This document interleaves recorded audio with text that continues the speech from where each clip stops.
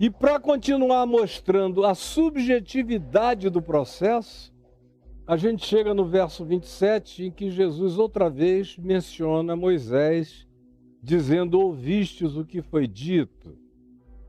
Foi dito na lei de Moisés: não adulterarás. Não adulterarás. Aí você tem todas as referências do Velho Testamento em relação a isso. Foi um dos mandamentos mais recorrentes do Velho Testamento, tanto quanto é até o dia de hoje. Parece que é o pecado contra o Espírito Santo entre os religiosos, que é o adultério. Jesus diz: vocês ouviram o que foi dito? Não adulterarás? Eu, porém, vos digo. E aí ele não diz: não, pode descer a lenha, nada disso acontece, eu suspendi. Não, ao contrário.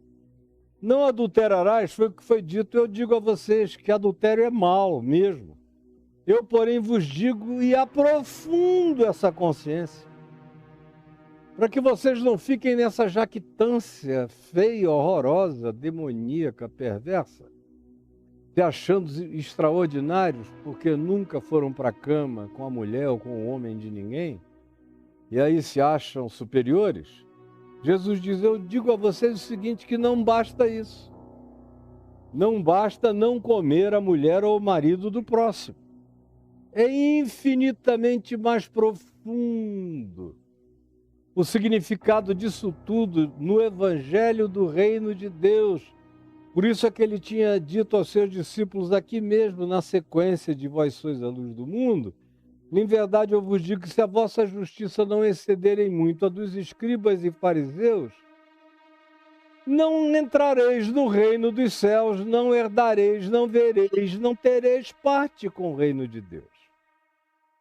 E agora aqui ele vai e aprofunda de novo, mostrando para a gente que não é só uma questão de comportamentalismo, de behaviorismo.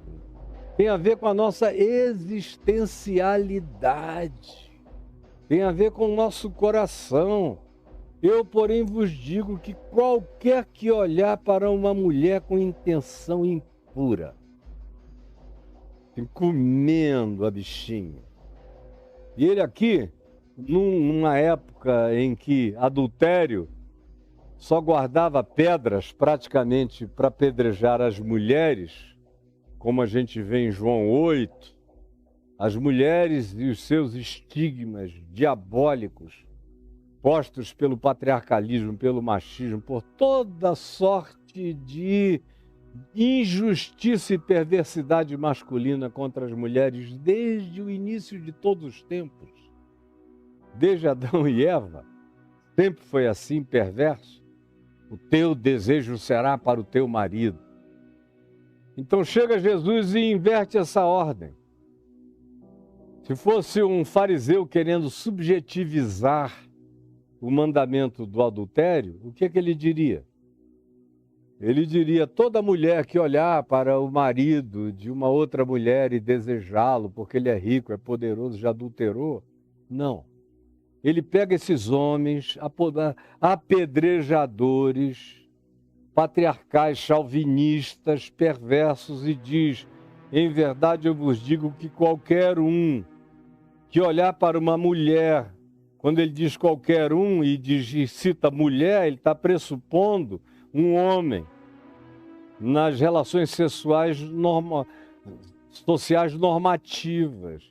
Qualquer um pode abrir um parêntese e botar homem. Mas é qualquer um que, tendo um compromisso, tendo um vínculo, olha para uma outra pessoa e a consome. Você sabe como, eu sei como. Só um idiota hipócrita que queira se auto-enganar e que diz: eu nunca sofri disso, seu mentiroso. Ou mentirosa. Porque esse mal dá muito em homem, mas também dá em mulher. Agora, os homens foram alimentados por essa pseudo-prerrogativa do direito à infidelidade desde que se a saiba cometer. Desde que se a saiba cometer com discrição, sem dar bandeira, sem ninguém ver. está presente no DNA masculino desde tempos imemoriais. Assim como no DNA da mulher é o medo da punição, do apedrejamento, do abandono, da morte, do ilhamento, de qualquer que fosse a forma de encapsulamento dela, tirando-lhe a vida ou a possibilidade de viver. Então vem Jesus, e já provocando os homens da religião, diz: em verdade eu vos digo que qualquer um, subentendidamente homem, mas pode ser qualquer ser humano, mas na maior parte dos casos são homens. E nos dias de Jesus era quase que de maneira absoluta. Qualquer homem que olhar para uma mulher e comer a mulher, devorar a mulher, com lascívia, com concupiscência. Ela é do meu amigo, é a minha cunhada, mas meu Deus, que gostosa. Aí o cara entra e imagina como é que eu comeria ela assim, assado, o que eu faria ela fazer em mim. Aí ele vai elaborando todos os tipos de fetiche para essa gostosa. E ele olha, às vezes, de uma maneira tão possessivamente perversa que chega a constranger a quem vê. Mas tem gente que não está nem aí. Eu conheço milhares de pessoas que não estão nem aí, eles olham mesmo.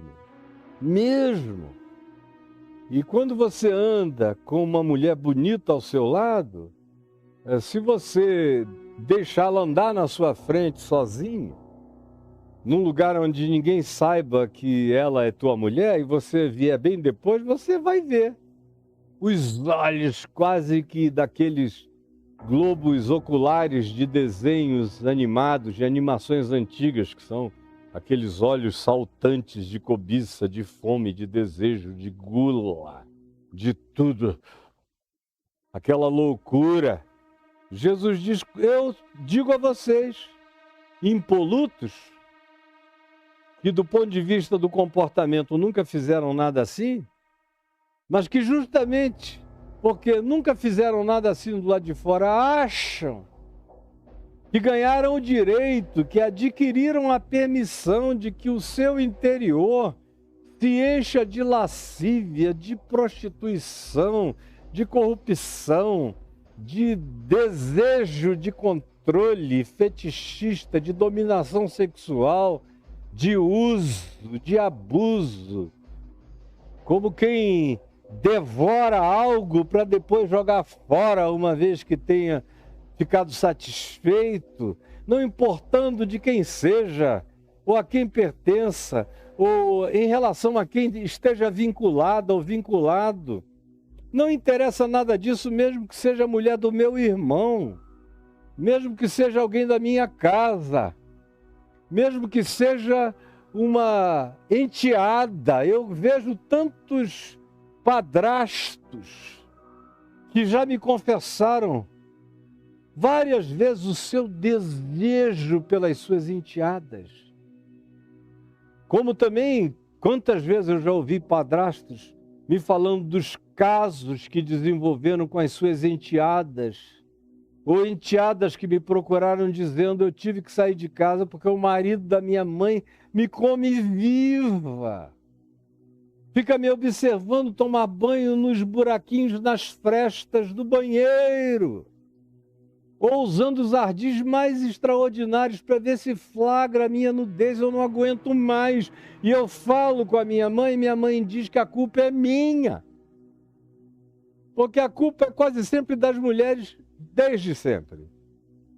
Eu, porém, vos digo que qualquer um que olhar para uma mulher com intenção dessa natureza, dessa impureza, dessa perversidade, dessa predatoriedade, desse espírito de bestas vorazes, sexuais e concupiscentes, Jesus diz: no coração já adulterou com ela.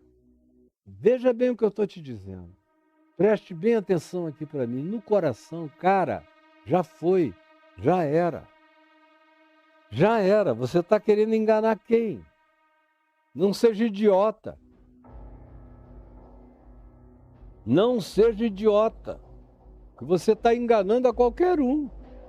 Há outros idiotas como você, mas você está na presença do Santo, Santo, Santo. Dessa luz sublime que me ilumina, da qual eu não tenho como fugir, porque eu sou um flagrante real e vivo diante de Deus. Meu coração é ao contrário, a minha vida interior é para fora. Você fica pensando que diante de Deus o que existe é a sua exterioridade? A sua exterioridade existe para todo mundo, que só enxerga o exterior. Mas Deus não vê como vê o homem vê o exterior, o Senhor, porém, vê o coração. E Jesus diz em Marcos, no capítulo 7, é do coração que procedem os maus desígnios. Como a Bíblia inteira diz, o livro de Provérbios diz, o Novo Testamento diz, cuidado com o teu coração, cuida dos teus pensamentos, dos teus sentimentos, das tuas emoções, dos teus autoconsentimentos, das tuas autopermissões, porque você pode entrar num estado de deformação absoluta do teu caráter, do teu ser, da tua vida interior por inteiro. E pode se tornar um adúltero sem nunca ter adulterado, você é um adúltero. Como eu conheço uma quantidade enorme de cristãos que nunca adulteraram, mas são adúlteros. Nunca não foram adúlteros. Eu conheço pastores, antigamente o número era maior dos que nunca tinham adulterado. Hoje em dia o número é cada vez menor dos que nunca adulteraram. Mas mesmo os que nunca adulteraram, eles sabem. Eles sabem porque eu passei a minha vida inteira ouvindo o que eles queriam e tinham a dizer e não tinham para quem dizer, sem se entregar. E eles sabiam que podiam, os pastores mais importantes do Brasil, que podiam me contar o que quisessem, qualquer coisa, porque eu nunca iria mencionar o nome deles. Jamais. Como até hoje, de mim, vocês nunca ouviram o nome de ninguém, eu dizendo fulano adultera, adulterou, pegou muitas mulheres, muito tempo. E olha, eu sei de quase tudo. Houve o tempo que eu sabia de praticamente tudo. E ao mesmo tempo em que eu conhecia alguns, muitos, que me procuravam e diziam, Caio, eu nunca adulterei fisicamente, mas eu luto o dia inteiro porque meu coração é cheio de lascívia. E essas mulheres aqui da igreja, tem cada mulher gostosa, tem cada menina deliciosa, e elas são tão meigas comigo, me tratam tão bem, e isso e aquilo me dá uma vontade, bate um tesão, me ajuda, por favor. E o cara já ia se ajoelhando, ora comigo, ora por mim, eu não sei quanto tempo mais eu aguento.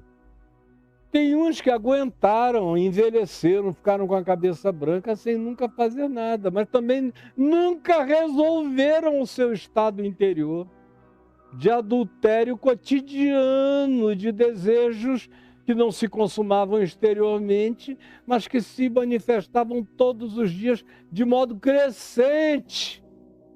De tal modo que frequentemente você vê que quanto mais o sujeito envelhece, pior a mente dele fica. O caráter dele se torna. Ele nunca se aposenta dessas coisas, ele vai até o fim. E quando tem uma doença mental, um transtorno cognitivo, no final da vida, e a censura vai embora, some a censura, o cara começa a falar tudo aquilo que esteve guardado no coração, e aí a família fica chocada, a mulher sofre, os filhos dizem, meu pai enlouqueceu.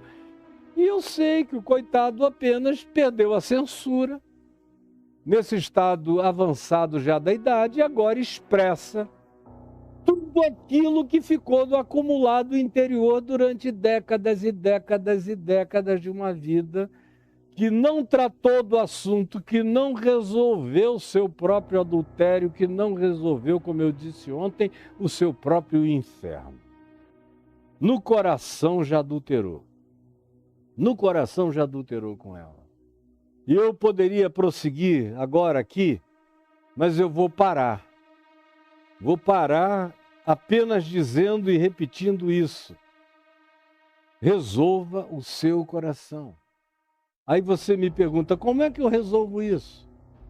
A primeira coisa é sendo honesto com a sua queda, com o seu estado, com a sua condição, com a sua realidade. Seja honesto, honesta.